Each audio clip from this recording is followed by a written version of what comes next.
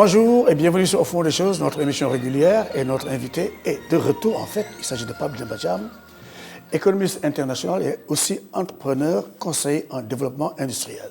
Monsieur Thiam, vous êtes à Dakar, merci d'être sur notre plateau encore une fois. C'est moi qui vous remercie. Alors, vous êtes à Dakar, vous êtes venu travailler justement dans le cadre de la journée de concertation nationale sur le contenu local. On parle de pétrole, on parle de gaz au Sénégal, et vous êtes connu comme quelqu'un qui est un spécialiste justement dans l'exploitation rationnelle des ressources naturelles.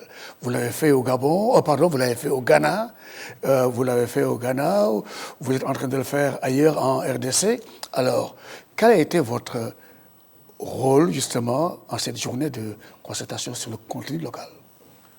Disons que mon rôle était d'essayer de mettre tout ce qui peut se faire dans un cadre logique pour présenter les meilleurs auspices pour un développement industriel intégré par les chaînes de valeur en prenant pour prétexte la découverte de gaz et de pétrole pour relancer notre industrie créatrice d'emplois pour le bien de tous.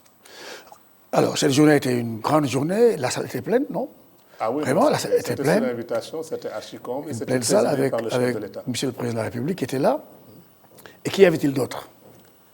Il y avait les bailleurs de fonds, il y avait les compagnies pétrolières, il y avait tout un ensemble d'acteurs qui sont intéressés non seulement par le pétrole, mais il y avait aussi le secteur privé national qui était intéressé naturellement à voir quelles étaient les opportunités de développement, d'investissement et de croissance de leur entreprise. Tous ces gens-là étaient représentés et tous ces gens ont pu s'exprimer. C'était vraiment un échange extrêmement fructueux.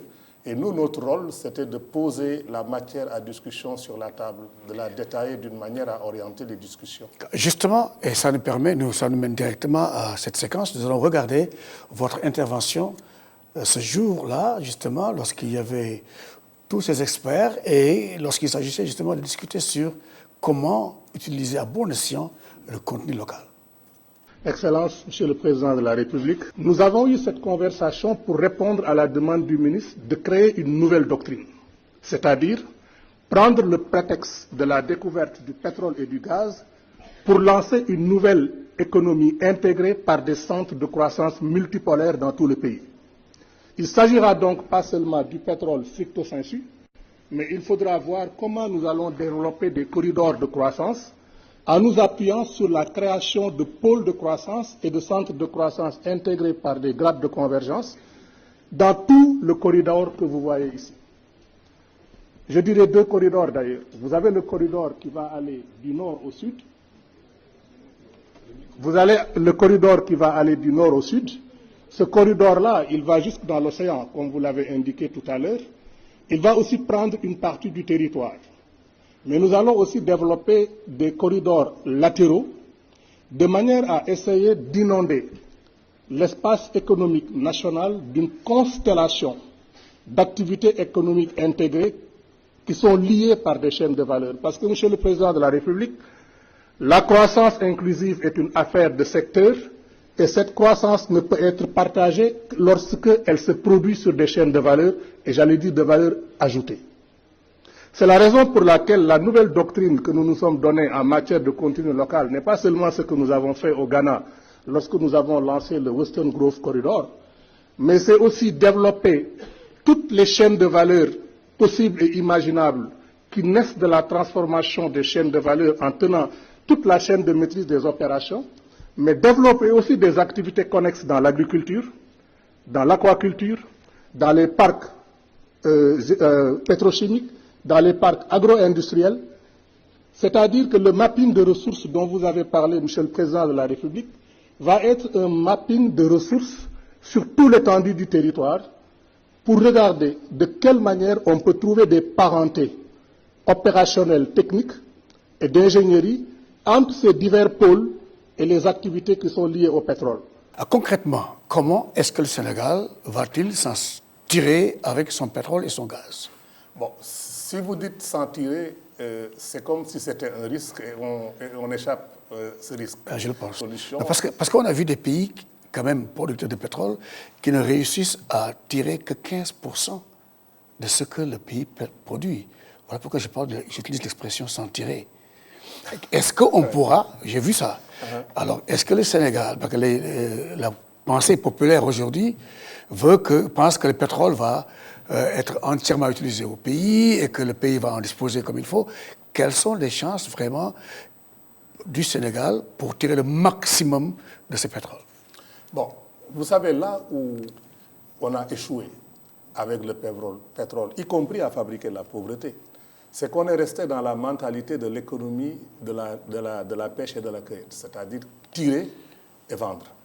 Et ceux qui investissaient en gros prenaient les risques de l'investissement, prenaient naturellement la grande partie de la production et partaient, et le pays restait avec des parts moins importantes. Maintenant, vous comprenez le sens de mon mot, mon expression, sans tirer. Sans tirer. Voilà. Alors ici, ce qui est intéressant dans ce pays, c'est qu'avec la découverte tardive, qui est une bénédiction pour nous, on a eu le temps déjà d'apprendre comment on pourrait utiliser toutes les potentialités de lignes de production qui tournent autour du pétrole, qui sont à l'intérieur du pétrole et du gaz, pour développer plusieurs chaînes de valeur qui peuvent converger sur des pôles de croissance et multiplier la nature de ces pôles à l'intérieur de l'espace économique, comme si vous faisiez des toiles d'araignée qui sont autant d'activités économiques intégrées, mais que vous multipliez ces toiles d'araignée comme des constellations au niveau de l'espace économique.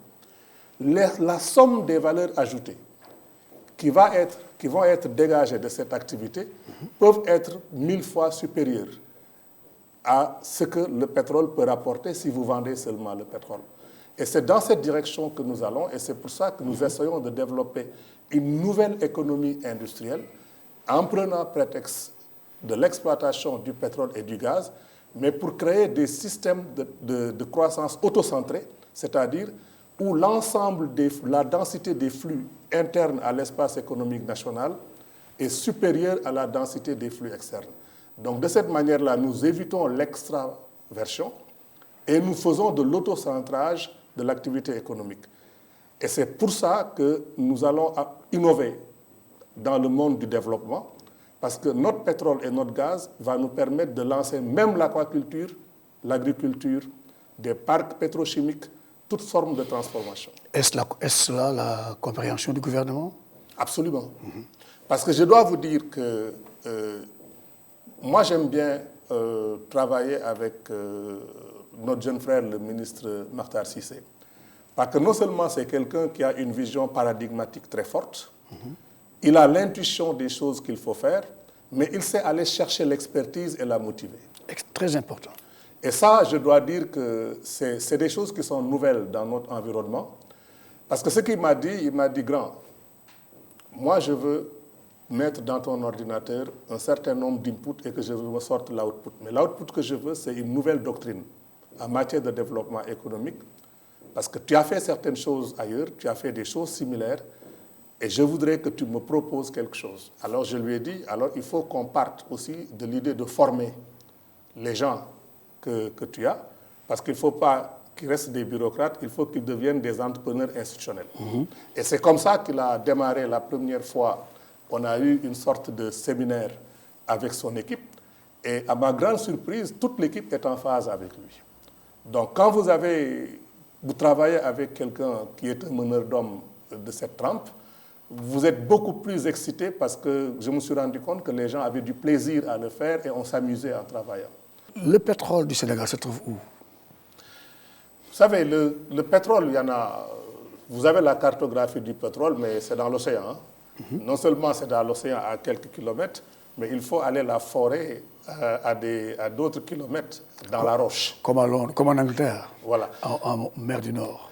Alors d'ailleurs, l'une des raisons pour lesquelles les gens n'avaient pas pris beaucoup de risques pour exploiter le pétrole au Sénégal, c'est que quand le pétrole valait $24 le baril, les coûts d'exploitation et de prospection deviennent exorbitants. Alors maintenant que vous avez un pétrole qui tourne toujours autour entre 75 et $100, ça devient intéressant de le faire. Et comme il y a des projections qui montrent qu'il y aura toujours des besoins en matière de pétrole, donc les gens se sont beaucoup plus intéressés à prendre le risque. Mais ce qu'il faut corriger, Khalil, c'est que nous avons beaucoup plus de gaz que de pétrole. Et disons, nous avons du gaz. et dans l'entendement du président de la République, il faut que ces deux matières-là, et le gaz en particulier, puissent développer de la richesse partagée, au-delà même de l'exploitation. Mais pour revenir à ça, gaz ou pétrole? On a les deux.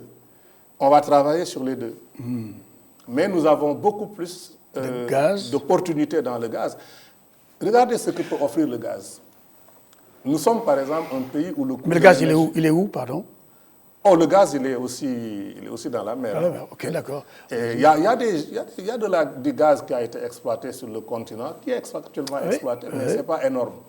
Mais imaginez simplement que nous sommes un pays où le coût de l'énergie est exorbitant. Mais le gaz vous permet de fabriquer de l'électricité, le gas to power. Si nous arrivons avec la maîtrise interne des flux économiques dans le gaz à l'intérieur du pays, nous pouvons arriver à avoir des solutions techniques qui nous permettent de baisser considérablement le prix de l'énergie. Mais l'entendement populaire, c'est pétrole, pétrole, pétrole. Tout le temps, pétrole, tout le temps, dans la rue, dans la presse. Est-ce que c'est clair? Est-ce qu'il y a une communication qui va être faite à ce niveau-là?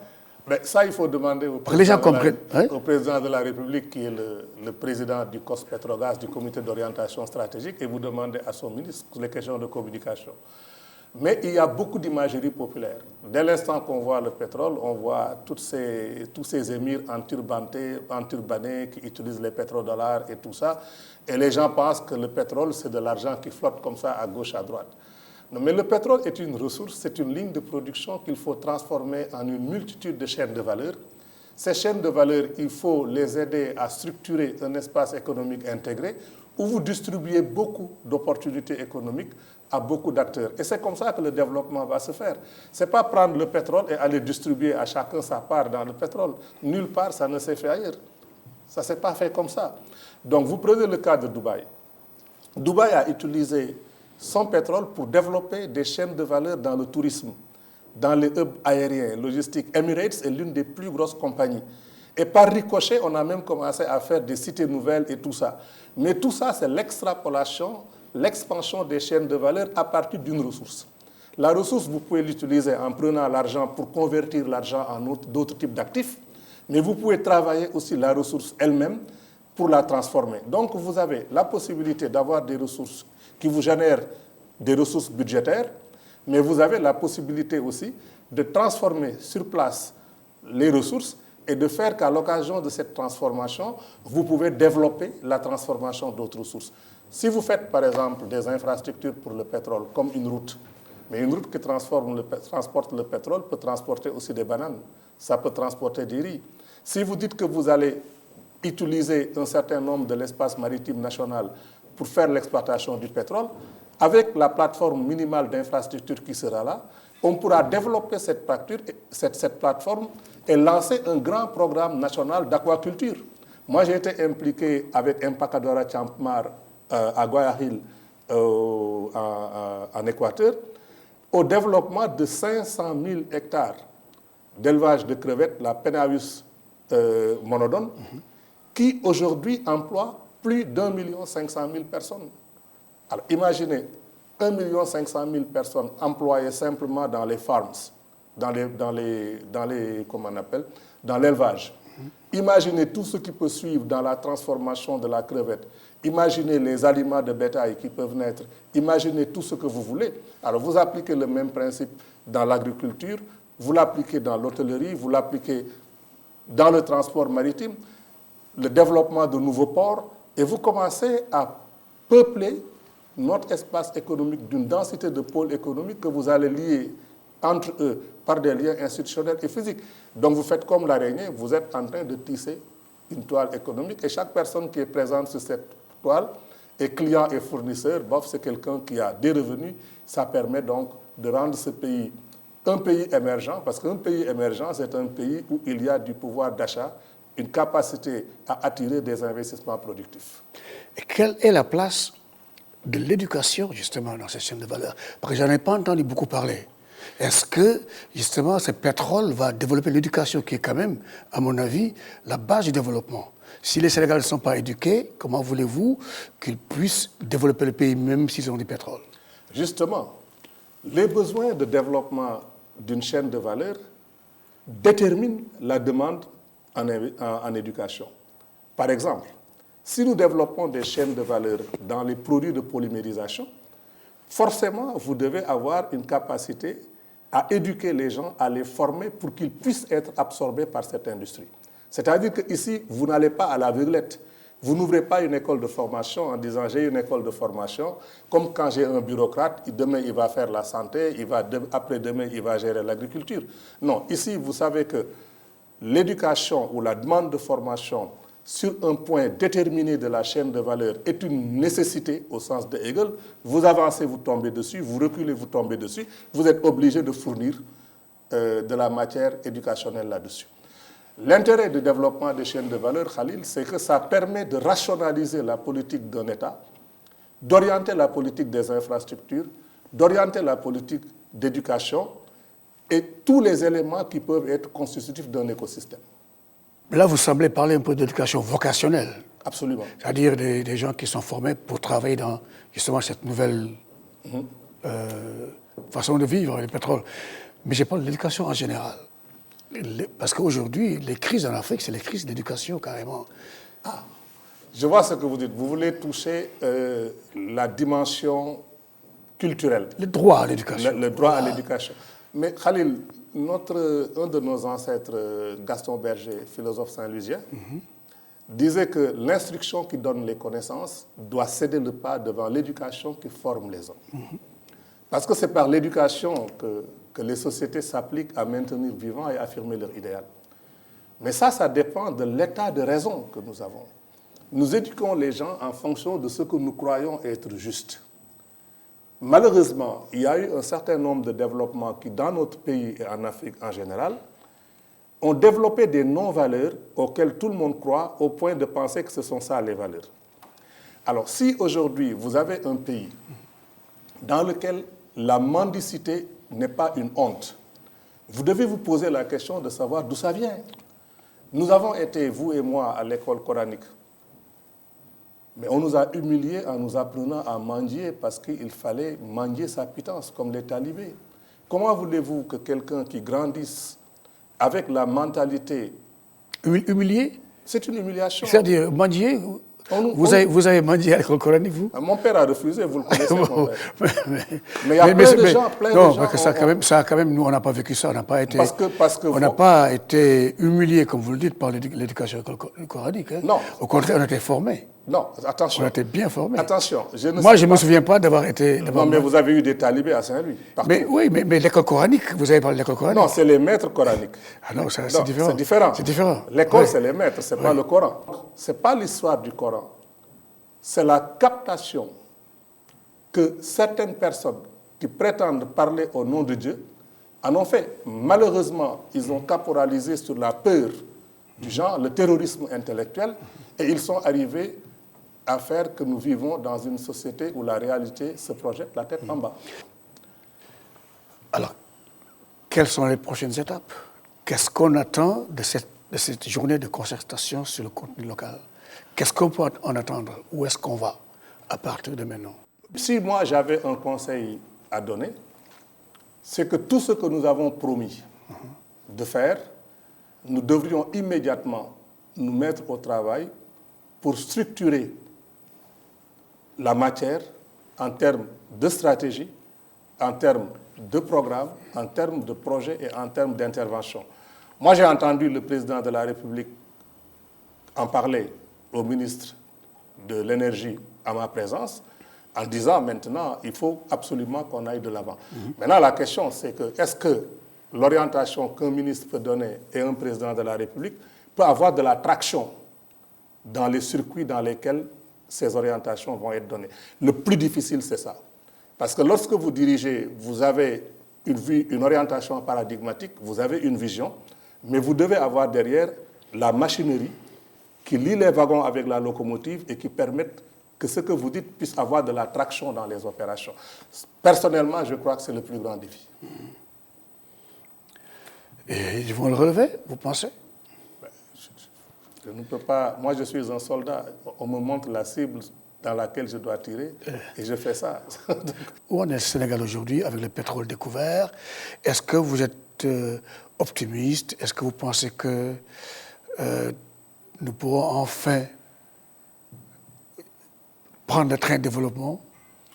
Si je suis là, c'est parce que j'ai le sentiment et la conviction que l'équipe avec laquelle nous avons travaillé et avec laquelle nous espérons cheminer a réellement la volonté d'y aller. Maintenant, nous n'aurons pas peur d'ajuster le tir. Rome ne s'est pas construit en un jour. Et il faut que les gens soient indulgents pour accompagner ce travail au lieu de tirer sur l'ambulance. Parce que s'ils tirent sur l'ambulance, ils tirent sur le véhicule qui transporte leur destin. Et à ce moment, ils seront seuls cibles, seuls responsables de la destruction de tout le processus. Ça n'empêche pas chaque personne de venir, mais nous mettons quelque chose sur la table et nous demandons à chaque personne qui a une infrastructure arithmétique et logique ordonnée et qui a envie de faire des propositions, de les apporter. D'ailleurs, c'était le sens de cette concertation nationale. Vous avez rarement vu, par exemple, une concertation où vous avez le président de la République qui s'assoit pendant 3, 4 heures, 5 heures de temps à écouter tout le monde sans montrer des signes de fatigue. Merci, Pape Demba Thiam. Merci, Khaled. Merci. C'était donc avec Pape Demba Thiam, au fond des choses, quelqu'un que nous aimons recevoir régulièrement ici parce que nous tirons beaucoup de son expérience, une expérience qui n'est pas négligeable, une expérience que le Sénégal peut utiliser et dont le Sénégal peut vraiment bénéficier pour l'avenir de nos populations. Merci et à très bientôt.